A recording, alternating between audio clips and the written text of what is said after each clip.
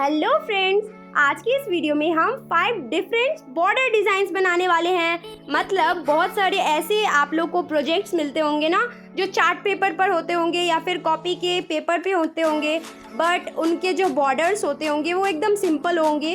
तो आप इस तरीके के जो मैं आज की वीडियो में आप लोग को 5 डिफरेंट स्टाइल्स बताने वाली हूँ, इन स्टाइल को यूज़ करके आप अपने बॉर्डर्स को डेकोरेट कर सकते हो कॉपी के या फिर चार्ट पेपर के। सो ये बहुत ही इजी एंड सिंपल है, बस आपको कलर और मार्कर की ज़रूरत पड़ेगी। सो कुछ इस तरीके से हमारा पहला डिज़ाइन रेडी हो चुका है एंड हम जो है ना इसमें थोड़ा कलर भी करने वाले हैं। तो ये बहुत ही इजी एंड सिंपल डिज़ाइन होने वाले हैं। तो ये है फर्स्ट डिज़ाइन और इसी तरीके से इजी मैंने 5 डिज़ाइंस आपको इस वीडियो में बताया है। तो आप वीडियो को एंजॉय करो और हाँ, वीडियो अच्छी लगे तो लाइक शेयर एंड सब्सक्राइब ज़रूर करना।